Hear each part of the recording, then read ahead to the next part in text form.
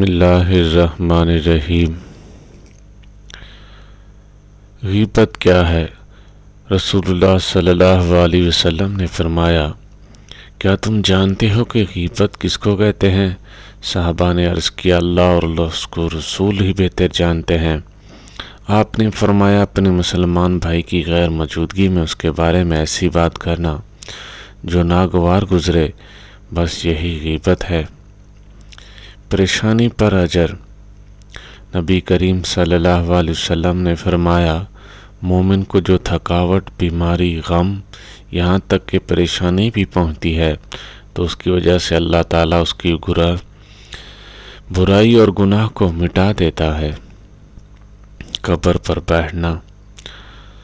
نبی کریم صلی اللہ علیہ وسلم کا ارشاد گرامی ہے کہ تم میں سے کوئی اگر انگارے پر بیٹھ جائے تو اس سے اس کے کپڑے جل جائیں گے، اس کا اثر اس کی کھال تک پہنچ جائے گا۔ یہ اس لیے قبر پر بیٹھنے سے بہتر ہے۔ کسی مسلمان کا معمولی سا حق کھانا۔ نبی کریم صلی اللہ علیہ وسلم کا فرمان ہے کہ جو آدمی کسی مسلمان کا حق قسم کھا کر مار لے گا تو اللہ تعالیٰ اس کے لیے جہنم واجب کر دے گا اور اس جہنم پر حرام کر دے گا۔ ایک شخص نے آپ صلی اللہ علیہ وسلم سے کہا، اللہ کے رسول، اگرچہ وہ معمولی سی چیز ہی ہو۔ آپ صلی اللہ علیہ وسلم نے فرمایا، ہاں، اگرچہ وہ پیلو کی ایک ڈال ہی کیوں نہ ہو۔ انسان کا سب سے عمدہ کھانا۔ نبی کریم صلی اللہ علیہ وسلم نے فرمایا کہ آدمی کا سب سے عمدہ کھانا وہ ہے جو اس کی اپنی ہاتھ کی کمائی سے ہو اور اس کی اولاد بھی اس کی کمائی ہے۔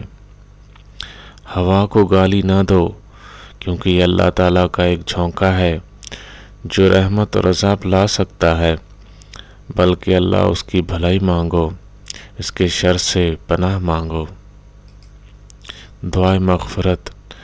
جو کوئی تمام مومن مردوں اور عورتوں کے لیے دعائے مغفرت کرتا ہے، اللہ تعالیٰ ہر مومن اور عورت کے حوض ایک نیکی لکھ دیتا ہے۔ نبی کریم صلی اللہ علیہ وسلم نے فرمایا، لوگوں کے درمیان انصاف کرنا بھی ایک صدقہ ہے۔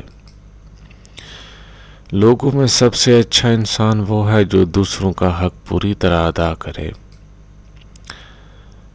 نبی کریم صلی اللہ علیہ وسلم نے یہ فرمایا کہ ہمارا رب ہر رات آسمان دنیا کی طرف نزول فرماتا ہے۔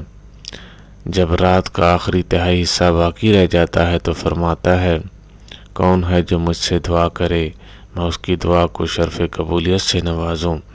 کون ہے جو مجھ سے مانگے، میں اسے عطا کروں۔ کون ہے جو مجھ سے بخشش طلب کرے، میں اسے بخشش عطا کروں۔